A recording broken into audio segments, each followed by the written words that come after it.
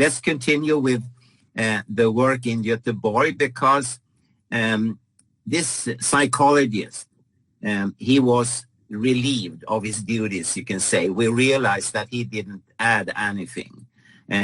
On the contrary, we were given different tasks, and our task was to go back to Stockholm.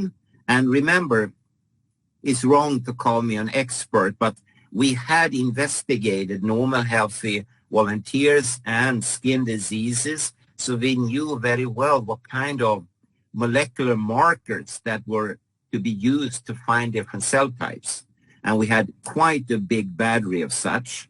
So we went back and we took like 20, 25 people, some being normal healthy volunteers, some being electron hypersensitive, and some being of the type of skin diseases that dermatologists would use to explain electron hypersensitivity. It was, according to them, not something wrong with the computer screen, but it was an ordinary clinical dermatological disease. So we got skin biopsies. They were all blind-coded, and we started to look in our microscopes for different molecular markers, and we could, and everything was blind-coded, so we couldn't know which was which, but we grouped them, and it turned out that we had grouped the electron hypersensitive, all of them being in what we call a pathological state,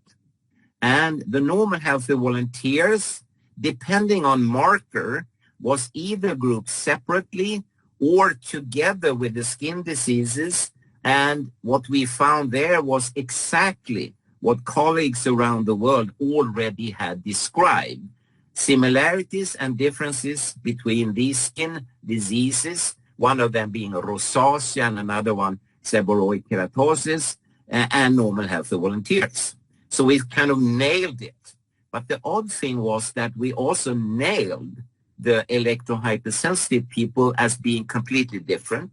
And from there on, we realized that electron hypersensitive people, they are not normal healthy volunteers. They could have told us that, but in our microscopes, we could separate them using different, for instance, peptide markers.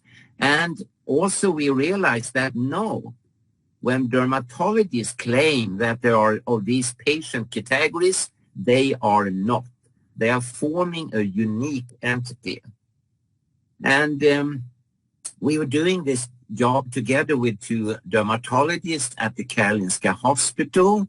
And one of them, well, actually both of them, being extreme opponents to the idea that there would exist any form of electron hypersensitivity. So in a way, they were ideal because we knew that they would have been collecting the material in a very, very good way, and that we could trust them because they didn't trust the idea, the hypotheses. So they were ideal, really. And also, you know, the alterations were quite dramatic when we looked in the microscope, and particularly for some markers. Protein S100 was one of them, calcitonin gene-related peptide, another one, and the third, somatostatin. And when you say somatostatin, people in the field of science, they always react because Andrew Shalley and Roger Gieman got Nobel Prize in physiology or medicine because they described the nature of somatostatin and other similar molecules. So it's a very famous molecule, you can say, you know. And so they were used to sort of fork these people out from the other groups. And I remember we were extremely excited, me and my collaborators. And on the way back from these clinical dermatologists, where we had presented all the data, we celebrated each one with us with a hot dog. We felt very big, you know, we were big. And the reason we had done this job coming back to Göteborg was that we should pick out markers that could be used for double-blind exposure studies, putting electrohypersensitive people in environments with or without electromagnetic fields.